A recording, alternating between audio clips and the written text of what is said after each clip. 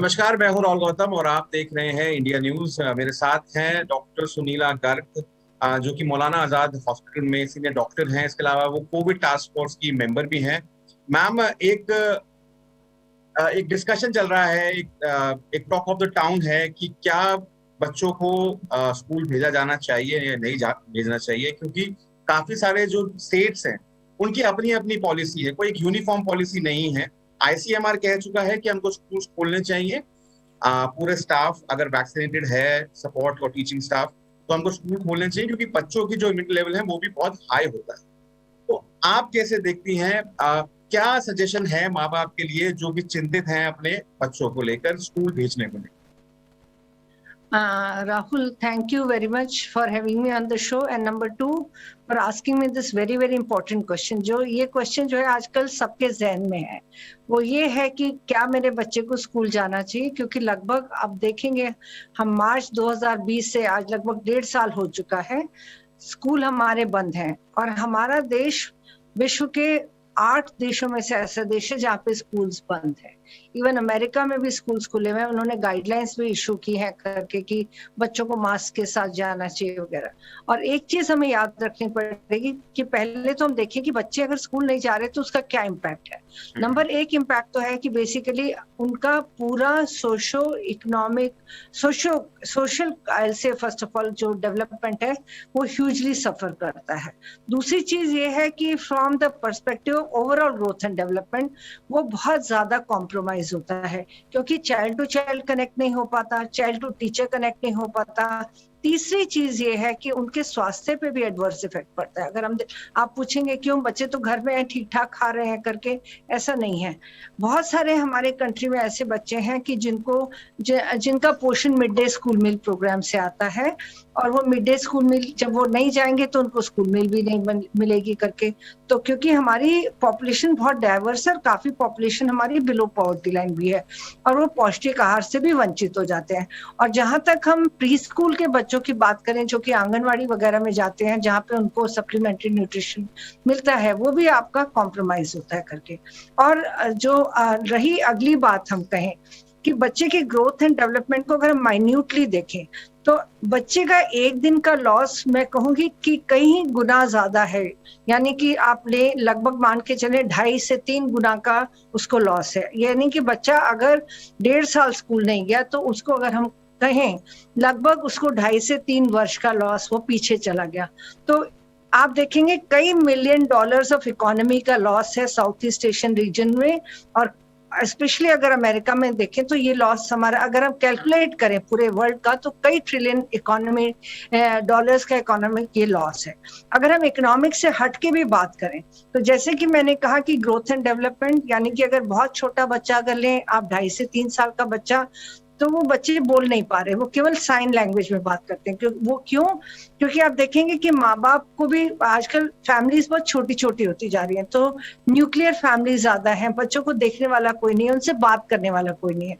ज्यादातर अक्सर हम देखते हैं कि घरों में बच्चों को मोबाइल देके बिठा दिया जाता है कि आप ये वाली पोएम सुनो या आप ये वाला प्रोग्राम देखो, तो बच्चा भी उसमें ऑक्यूपाइड हो जाता है परंतु वो बोलना नहीं सीख पाता करके। नंबर 1। नंबर 2 जो है आप देखेंगे कि हमने बहुत सारी चीजें जो है स्कूल के माध्यम से क्रिएट की हैं।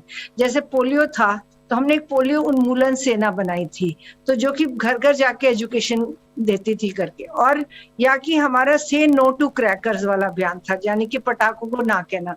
माँ बाप ने किससे सीखा और घर में पटाखे क्यों नहीं चले? क्योंकि बच्चों ने ना बोला।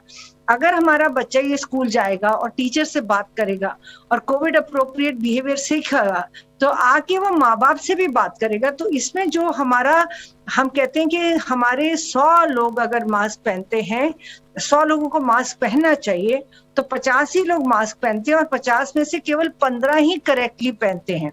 अगर बच्चा एजुकेटेड बच्चा होगा तो माँ बाप को भी बोलेगा, वो खुद भी वो पहनेगा और बताएगा कि मेरे टीचर ने बताया कि हाथ को बार बार धोना है, मुझे मेरे से थोड़ा दूर रहिए करके। तो वो एक बहुत इंपॉर्टेंट मैसेंजर चेंज है हमारा बच्चा।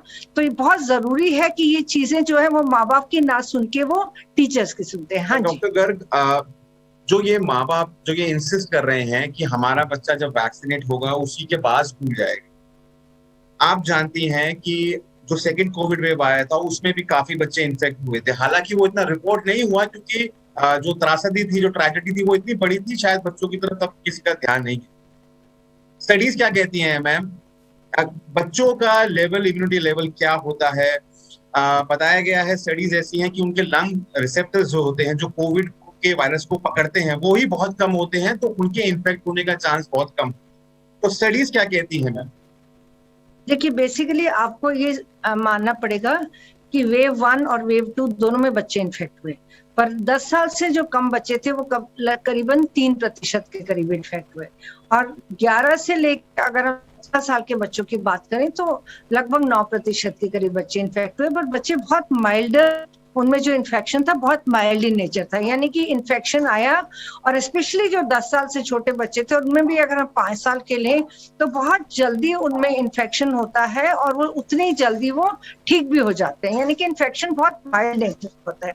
तो ये चीज हमें बहुत ध्यान में रखने वाली है कि बच्चों में जो इन्फेक्शन है बहुत माइल्ड, अगर देखें कि होंगे बच्चे भी सिम्टोमेटिक, अगर 2 ग्रुप्स पे भी हम कंपेयर करें तो बच्चा वो जल्द ठीक होता है कि एडल्ट से। तो हमने दोनों वेव्स में देखा कि बच्चे 3% की मात्रा में वो इन्फेक्ट हुए, और दूसरा बड़े बच्चे जो हैं 11 से लेकर 17 साल के बच्चे, वो लगभग 8 से 9% इन्फेक्ट हुए और वो जल्दी ठीक हो गए। और जहां तक कि आपका बेसिक वो है कि करके बेसिकली बच्चों में डेटा हमारे पास में पूरा है, बच्चों में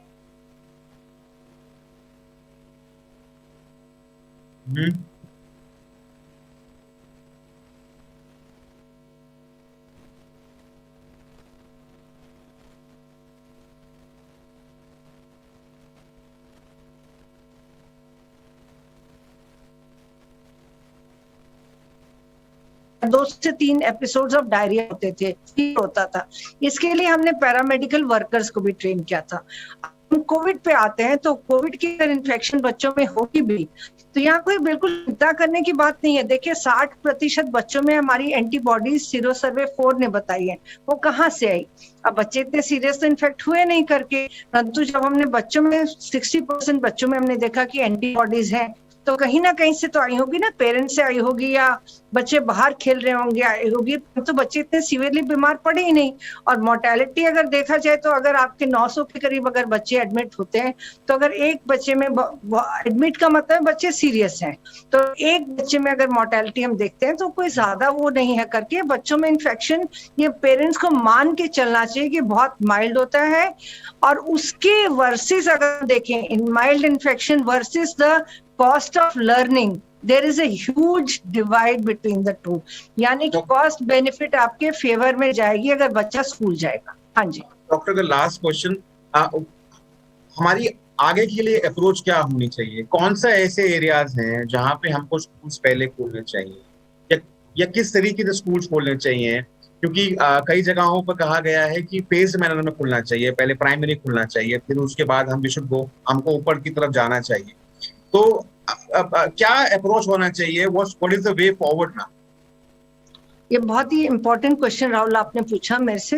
एक तो ये है कि कैसे स्कूल, नेचुरल सी बात है कि स्कूल्स भी धीरे धीरे अपने आप को प्रिपेयर कर रहे हैं कि किस तरह से सैनिटाइजेशन करना है, लगाने, किस तरह से बच्चे बैठेंगे, वेदर को देखते हुए भी प्रिपरेशन हो रही है कि क्या हम आउटडोर क्लास करते हैं वगैरह। नंबर एक तो बच्चों का आपका जो मैं ये कहना चाहूंगी कि बच्चों को जब स्कूल हम भेजें तो एक तो पूरी तरह से तैयार करके भेजें। नंबर 2 ये है कि टीचर्स का और स्टाफ का वैक्सीनेशन हो जाना चाहिए। बच्चों में वैक्सीनेशन की आवश्यकता नहीं है, कंपनी जरूर ट्रायल कर रही है। अगर 17 से 12 साल के बच्चे भी अगर हम लेते हैं, जो कि कुछ देशों ने लगाया भी है, वो केवल आपका प्रायोरिटी उस पे होना चाहिए कि जो बच्चे ओबीज हैं या कोमॉर्बिड्स हैं उन पे वैक्सीन जो है उनको पहले लगना चाहिए। और जहां तक कि किस तरह से स्कूल खुलने चाहिए, मैं ये कहूंगी कि अगर हमारे पास में इतने सारे टीचर्स हैं उनको 2 ग्रुप में बांट दें, एक ग्रुप सुबह आए एक ग्रुप शाम को आए, तो सबकी टीचर हो गई।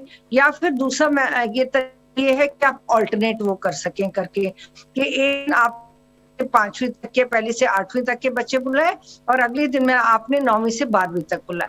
परंतु ये कोई तथ्य नहीं बनता कि हम 9वीं से 12वीं तक को पहले बुलाएं, तो जैसे कि बताया कि में अगर इन्फेक्शन पहले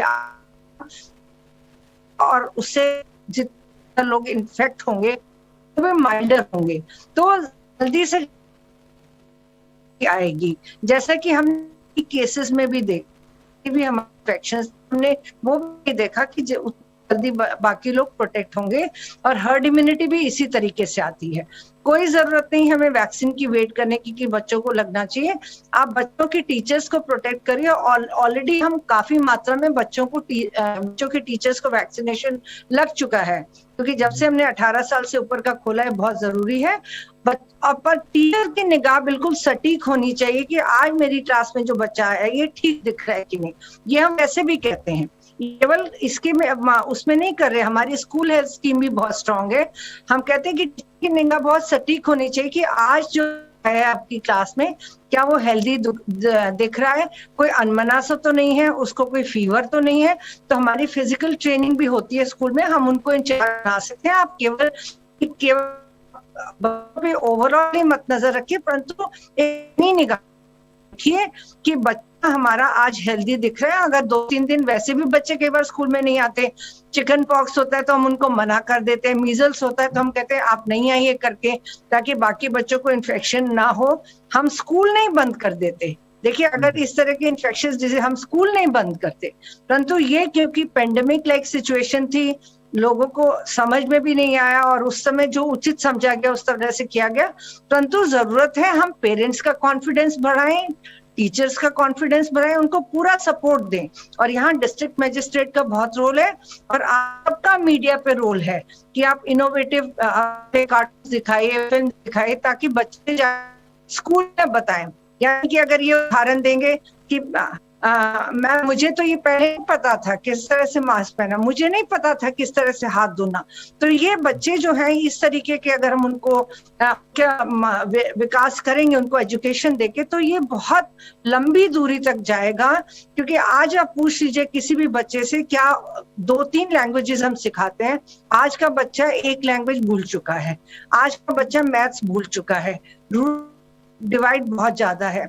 केवल 24% हाउस होल्ड ऐसे हैं हमारे देश में जिनके पास में स्मार्टफोन है।